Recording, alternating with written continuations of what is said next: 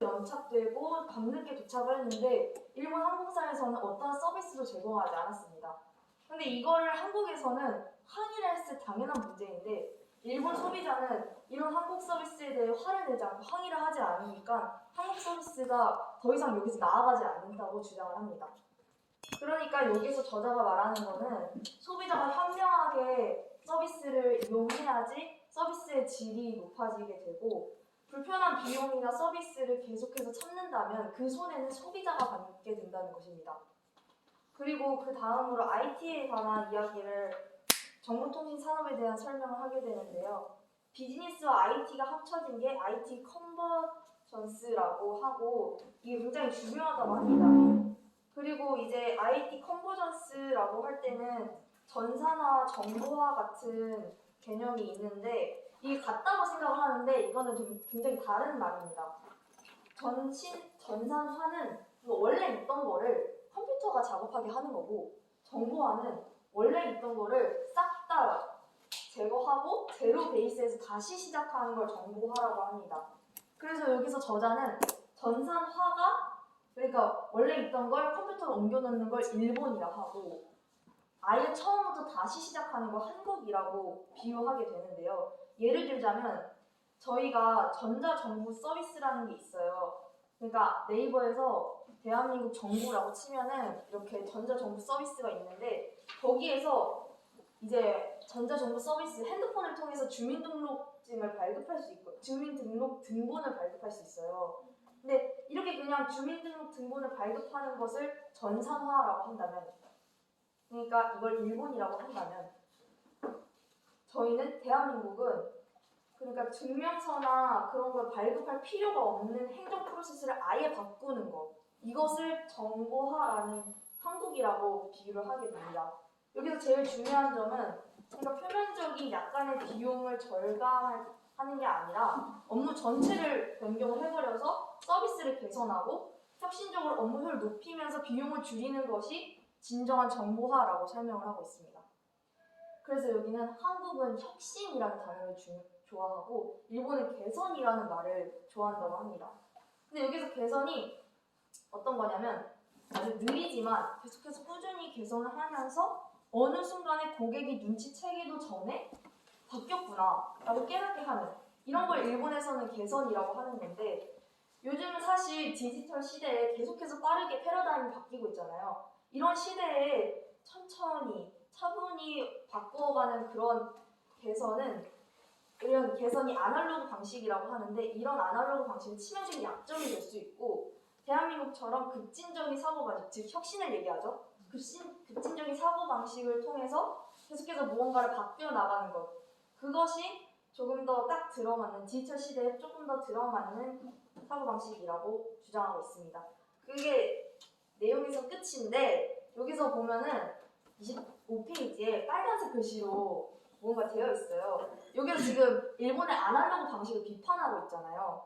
그런데 여기서 아날로그 방식을 그냥 비판해서는 안 된다. 아날로그 방식의 한계점을 소개했다면 그 다음 빨간색 글씨로 아날로그의 의의에 대해서 얘기하고 있습니다. 그러니까 자동차가 있어요. 자동차가 막 최첨단 기술로 엄청나게 진화를 할 수는 있어도 주행감, 안정감, 승차감 같이 약간 뭐라고 딱 꼬집어낼 수 없는 아늑함이라는 것은 디지털 시대가 조금 따라가기 힘들다는 거죠. 그런 걸 이제 아날로그의 의의라고 설명을 하고 있는 거고 여기서 전체적으로 일본 아날로그 방식의 한계를 설명하면서 비판을 하지만 그럼에도 의의를 추가 설명하면서 아날로그 방식에 대해서 한계점과 의의점 그러니까 다양한 관점으로 설명을 하는 부분이 있습니다.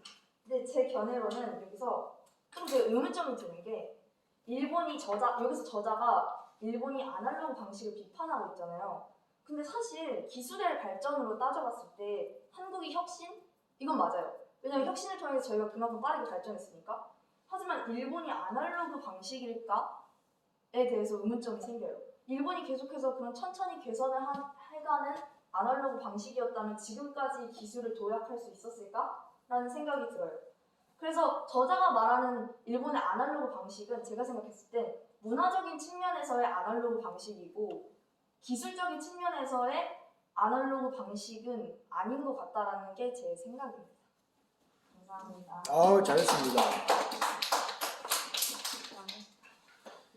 방금 너무 설명 잘했고, 이제 개선하고 혁신에 대해서만 내가 약간 보충을 하면, 이제 개선이 일본 말로 표현하면 카이젠이라고 합니다. 카이젠. 예, 카이젠. 근데 자세히 봐봐. 카이젠이 카하고 이 붙이면 개자잖아. 그 개선할 때 약간 그런 이게 한글 이렇게 붙여놓은 거 이해되시죠? 그래서 일본의 그 자동차 부품 그 브랜드 중에서도 카이젠이라는 그 자동차 부품 브랜드가 많이 있습니다. 예. 여기서 제가 하고 싶은 얘기 뭐냐면, 개선이라는 것은 원바탕을 두고 계속 업그레이드를 해 나가는 거죠. 집으로 따지면 리모델링이라고 좀 볼 수 있겠죠. 근데 혁신이라는 건 뭡니까? 신축이에요. 다 없애버리고 다시 지어버리는 거예요. 근데 개선은 기존 건 있고 계속 업그레이드 하니까 시간은 많이 걸리는데 뭐 좀 전통성이 있다, 내구성이 있다, 장인정신이 돋보인다, 이러한 것들이 일본의 문화인데요. 이것도 물론 좋은 점도 있습니다. 그래서 일본에 가면 뭐 100년 된 가게는 우습죠. 몇백 년 된 가게도 많아요. 근데 자, 한국은 디지털 민족이고 일본은 아날로그 민족이다라고 이 책에서 나와 있지만, 선생님은 동의하는 것 중에 하나가 제일 재밌는 게, 일본이 한국한테 밀린 본격적인 이유가, 한국은 좀 급하죠. 급한 게 약간 디지털 민족의 성격에 맞아요. 왜? 디지털은 0 아니면 X거든. 아날로그는 0, 0.1, 0.2, 0.3 해서 1로 가는 거란 말이야. 자, 그러면 우리 스마트폰이 나오는 주기가 몇 년에 한 번씩 나와요? 1년? 뭐 1년에 나오는 것도 있고 2년에 나오는 것도 있죠. 자, 한국인의 습성에 맞아요, 안 맞아요? 매년 새로운 게 팍팍팍 나와주는 게 좋죠. 여러분, 만약에 스마트폰이 5년에 한 번씩 나오면 어떻게 될까? 그죠? 예, 그러면 이제 핸드폰 약정도 5년짜리가 나올 것 같아요. 근데 일본은 우리보다 좀 느리다고 했잖아요. 자, 여기서 벌써 민족성 드러나죠. 일본이 이거 한국을 못 따라가는 겁니다. 여러분들 일본 스마트폰, 소니 스마트폰 쓰는 사람 있습니까? 아니요. 그러니까 그런 내용들을 여러분이 좀 더 잘해주셨으면 더 좋았을 것 같다는 생각이 들고, 하여튼 이것도 잘 했습니다.